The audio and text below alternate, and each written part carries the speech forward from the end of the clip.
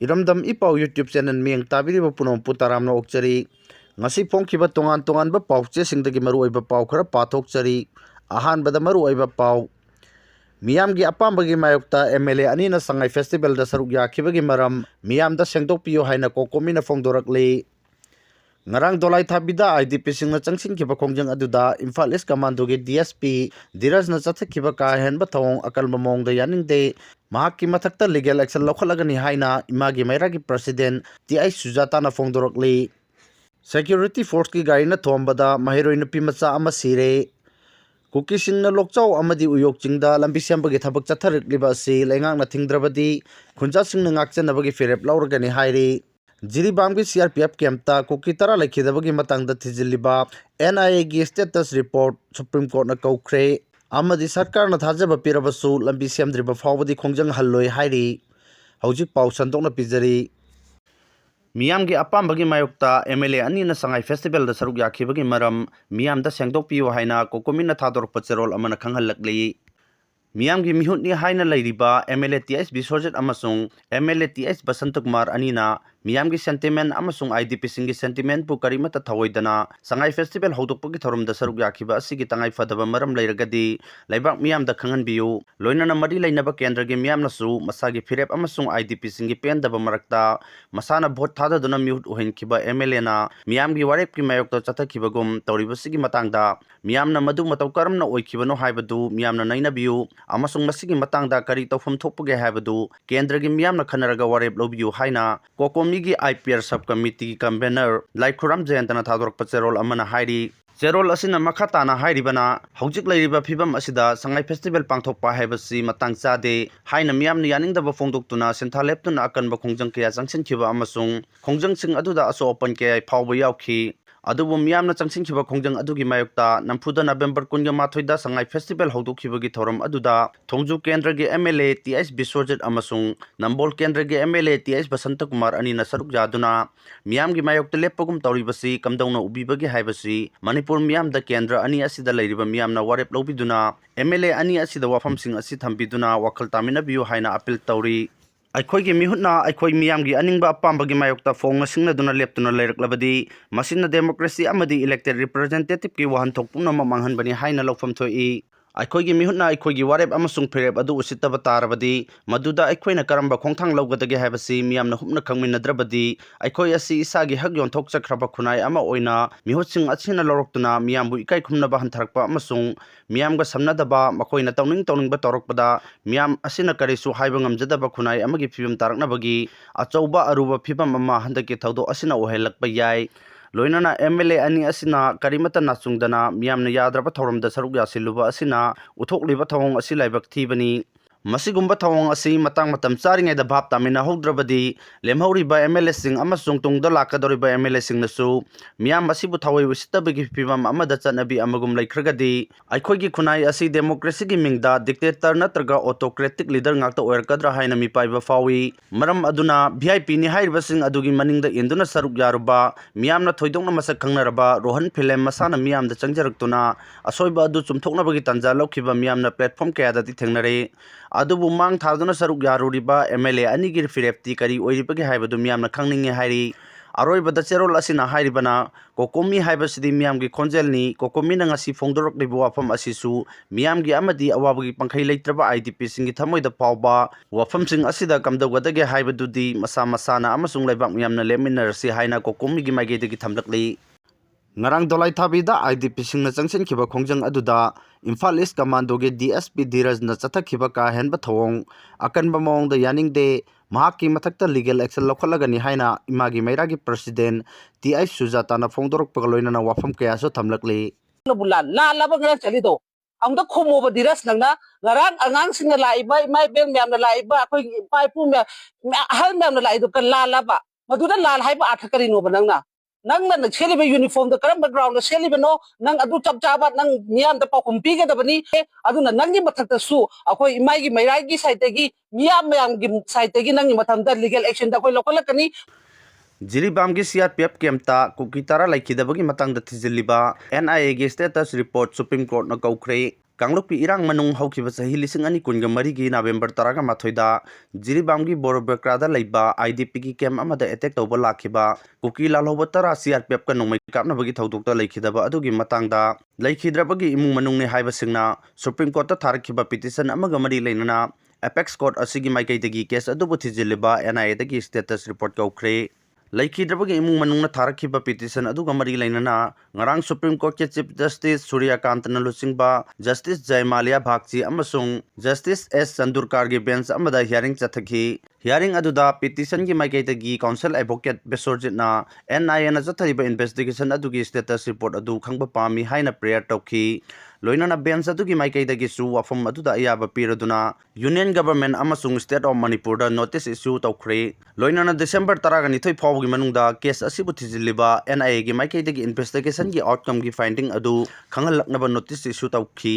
adubu authority gi maikaitagi di makoi tara adu kuki militant singni makoi sing aduna babu parada leiba CRPF kem aduda attack tawnaba honabada CRPF gi maikaitagi handuna kaplakpada makoi tara adu leikhidabani hairi adubu imung manunggi maikaitagi di leikhidraba makoi tara adu extremist ka mari leinaba activities singda chenaba natte adubu security force singna makoi sing adu fake encounter da hathibani haina maral sikhi Thaudok adugi matangda Manipur government ki maikaidagi kukizo militant tara adu Borobekrada leiba police station da attack tawnaba honabada police station aduda attach tawba CRPF ki kangbuna handuna kapada leikhidabani loinana thaudok adu thijinnaba NIA da sinakhibani hairi konunggi thangapata hiang tanabagi thoram pangthokpa yaroi haina maira paipi singna phongdorokli Miyamgi apambagi mayokta hojik chathariba Sangai festival asigi manung channa tha asigi konga mapanda konunggi thangapata hiang hiren tanabagi thabak pangthokani hairibasi yaningde Thangapat asida hiang hiren tanabe yaroi haina ngasi thangapat mapalda leiriba leikai singi maira paibi singna wakan mifam chathakre loinana Sangai festival ga mari leinana thangapat asida hiang tanabagi thabak pangthokpa yaroi haina kolab kya su laukre khongjang aduda saruk yakhiba singna phongdorkibada miyamgi apambagi mayokta hojik chathariba Sangai festival asi boycott tawba yauna festival asiga mari leinana thangapata hiang tanabagi thoram pangthoktanaba Brahmapur thangapat mapal IPC thangapat wangma amasung mahabali maira paibi singna punna warep longminaba leikhre karigumba miyamgi apamba asigi mayokta sarkar gi maikaidagi nampuda thangkapat asida hiang tanabagi thoram pangthokpa tarabasu thangkapat asigi akoibada leiriba miyamna yengba thokpiraktanaba appeal tawri Brahmpur Bamo Lekai gi oinadi Sangai festival da kanamatana saruk yadanaba amasung yengba chattana warep lawbaga loinana athingba asigi mayokta kanagumna toramba thoklabadi lekaidagi tanthoknaba phawba warep lawba leikhrabani haiki Sarkarna thajaba pirabasu lambi semdriba fawbadi khongjang halloi mayai lambi apunba lukki lamjing makhada phibam soklaba amasung khudong thiningai oiraba lambi asi atuba matamda semjin biu haina lambi paring asida leiriba miyamna changselakhiba lambi thingbagi khongjang asiga thana numit mangani sukre khongjang asigi manung channa ngasi su lambi paring asida leiriba wangoi samurau amasung langthabalgi mafam kayada miyamna lambi da uwa fajinduna lambi thingbagi khongjang changsenki Khongjang asiga mari leinana mayai lambi apunba lukki president Chingsobam Niladajana press ta phongdokhibada lambi asi samjinnaba sarkar da kayara khanna taknaba yauna banna chingbagi khongjang kaya mamangda changsenkhiba leirabasu ngasi phawba positive response amata pirakpa leitri ngarang su mayai lambi sembidabagi matangda mayai lambi apunba lukki mihut kangbu amana Imphal West district ga unadana wari sanaki maduda lukki maikaidagi lambi asida leiriba pothole sing atuba matamda samjinnaba taksinki adubu DC gi maikaidagi lambi sembagi thabak asidi mari leinariba PWD department ki chief engineer na tawgadabani masida mahakki oiba power leite haina khangalakhi ngasi makhata na chief secretary unaduna wari sanagani adubu sarkar gi maikaidagi lambi asi semgani haina thajaba piraklabasu lambi asi semba hodriba fawbadi changsiliba khongjang asi handokpagi phibam leite haiki security force ki garina thombada mahiroi nupi macha ama sire ama sokle ngasi nungthil pung 3 rom taba matamda Thobal Fire Service Office mamangda security force ki garina thombada mahiroi nupi macha ani sokpagi manungda ama sire ama laikan nakhre press na phangba pawda Imphal More Lambi National Highway 102 gi Thobal Fire Service Office mamangda Fancier Higher Secondary School da class 11 tamba mahiroi nupi macha ani security force ki garina thomkhibani Thaudok aduda soklaba mahiroi nupi macha ani dudi yairipok singadagi SINGAMAYUM NASIMA apokpa AMDI Jamir Khan amasung Sarina SINGAMAYUM ni makoi animak hairiba school asida class 11 tamlibi mahiroi ngaktani ꯊꯧꯗꯣꯛ ꯊꯣꯛꯐꯝ ꯑꯗꯨꯗ ꯁꯤꯡꯒꯥꯃꯌꯨꯝ ꯅꯥꯁꯤꯃꯥ ꯀꯣꯛꯀꯤ ꯁꯔꯨꯛꯇ ꯐꯤꯕꯝ ꯊꯤꯅ ꯁꯣꯛꯄꯗꯒꯤ ꯃꯐꯝ ꯑꯗꯨꯗ ꯂꯩꯈꯤꯗꯕꯅꯤ ꯑꯗꯨꯒ ꯁꯔꯤꯅ ꯁꯤꯡꯒꯥꯃꯌꯨꯝꯅ ꯍꯛꯆꯥꯡꯒꯤ ꯇꯣꯉꯥꯟ ꯇꯣꯉꯥꯟꯕ ꯃꯐꯝ ꯈꯔꯗ ꯁꯣꯛꯄꯗꯒꯤ ꯔꯤꯝꯁꯇ ꯄꯨꯈꯠꯇꯨꯅ ꯂꯥꯏꯀꯠꯅꯔꯤ ꯊꯧꯗꯣꯛ ꯑꯗꯨ ꯊꯣꯛꯄꯒꯤ ꯄꯥꯎ ꯐꯪꯕꯒ ꯃꯐꯝ ꯑꯗꯨꯗ ꯁꯦꯀ꯭ꯌꯨꯔꯤꯇꯤ ꯐꯣꯔꯁꯀꯤ ꯃꯤꯑꯣꯏꯁꯤꯡ ꯂꯥꯛꯇꯨꯅ ꯌꯦꯡꯁꯤꯟꯈꯤꯕꯒ ꯂꯣꯏꯅꯅ ꯃꯐꯝ ꯑꯗꯨꯗ ꯂꯩꯈꯤꯗꯕꯤ ꯁꯤꯡꯒꯥꯃꯌꯨꯝ ꯅꯥꯁꯤꯃꯥ ꯄꯣꯁꯠꯃꯣꯔꯇꯦꯝꯒꯤꯗꯃꯛ ꯔꯤꯝꯁ ꯍꯣꯁꯄꯤꯇꯥꯜꯗ ꯊꯝꯈ꯭ꯔꯦ ꯍꯥꯏꯔꯤ ꯂꯣꯏꯅꯅ ꯊꯧꯗꯣꯛ ꯑꯗꯨꯗ ꯆꯦꯟꯅꯔꯤꯕ ꯁꯦꯀ꯭ꯌꯨꯔꯤꯇꯤ ꯐꯣꯔꯁꯀꯤ ꯒꯥꯔꯤ ꯑꯗꯨ ꯐꯥꯅꯕ ꯈꯣꯡꯒꯨꯜꯂꯤꯕꯒꯤ ꯊꯕꯛ ꯆꯠꯊꯔꯤ ꯍꯥꯏꯔꯤ ꯀꯨꯀꯤꯁꯤꯡꯅ ꯂꯣꯛꯆꯥꯎ ꯑꯃꯗꯤ ꯎꯌꯣꯛ ꯆꯤꯡꯗ ꯂꯝꯕꯤ ꯁꯦꯝꯕꯒꯤ ꯊꯕꯛ ꯆꯠꯊꯔꯛꯂꯤꯕ ꯑꯁꯤ ꯂꯩꯉꯥꯛꯅ ꯊꯤꯡꯗ꯭ꯔꯕꯗꯤ ꯈꯨꯟꯖꯥꯁꯤꯡꯅ ꯉꯥꯛꯆꯅꯕꯒꯤ ꯐꯤꯔꯦꯞ ꯂꯧꯔꯒꯅꯤ ꯍꯥꯏꯔꯤ ꯏꯝꯐꯥꯜ ꯏꯁ ꯗꯤꯁꯇ꯭ꯔꯤꯛꯀꯤ ꯃꯅꯨꯡ ꯆꯟꯕ ꯂꯩꯇꯥꯟꯄꯣꯛꯄꯤ ꯑꯃꯗꯤ ꯁꯥꯗꯨꯒꯤ ꯃꯐꯝ ꯑꯃ ꯑꯣꯏꯔꯤꯕ ꯂꯣꯛꯆꯥꯎ ꯑꯃꯗꯤ ꯎꯌꯣꯛ ꯆꯤꯡꯗ ꯀꯨꯀꯤꯁꯤꯡꯅ ꯅꯤꯌꯝ ꯀꯥꯏꯅ ꯂꯝꯕꯤ ꯁꯦꯝꯕꯒꯤ ꯊꯕꯛ ꯆꯠꯊꯔꯛꯂꯤꯕ ꯑꯁꯤ ꯃꯅꯤꯄꯨꯔ ꯂꯩꯉꯥꯛꯅ ꯌꯦꯡꯁꯤꯟꯕ ꯉꯝꯂꯣꯏꯗꯕ ꯂꯩꯔꯕꯗꯤ ꯃꯐꯝ ꯑꯁꯤꯒꯤ ꯈꯨꯟꯖꯥꯁꯤꯡꯅ ꯁꯤꯚꯤꯜ ꯁꯣꯁꯥꯏꯇꯤ ꯑꯣꯔꯒꯅꯥꯏꯖꯦꯁꯟ CSOꯁꯤꯡꯒ ꯈꯨꯠꯁꯝꯅꯗꯨꯅ ꯉꯥꯛꯆꯅꯕꯒꯤ ꯐꯤꯔꯦꯞ ꯂꯧꯔꯒꯅꯤ ꯍꯥꯏꯅ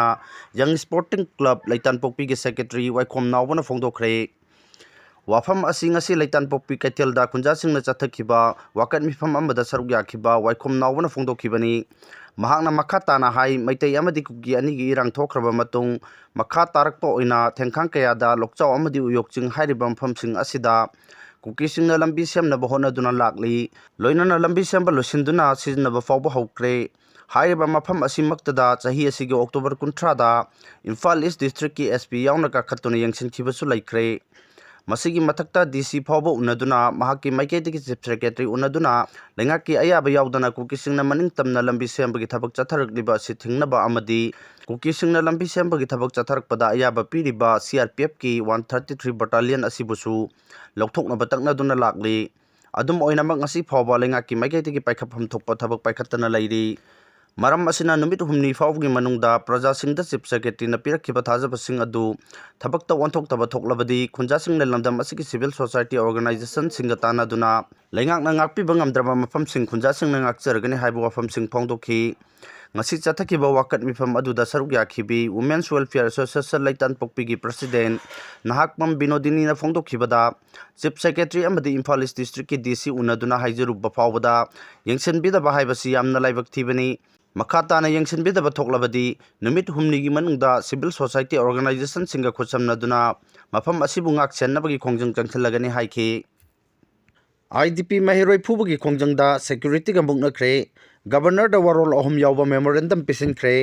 Sajiwa relief camp amadi sombung relief camp ki miyoi singna masa masa gi mayumda changjage haiduna ngarang changsinkhiba khongjang adugi dolai thabi gi thodokta security force na ka henba thawong chathakhiba thawong adubu yaningde haiduna CC higher secondary school gi mahiroi singna khongjang changsinkre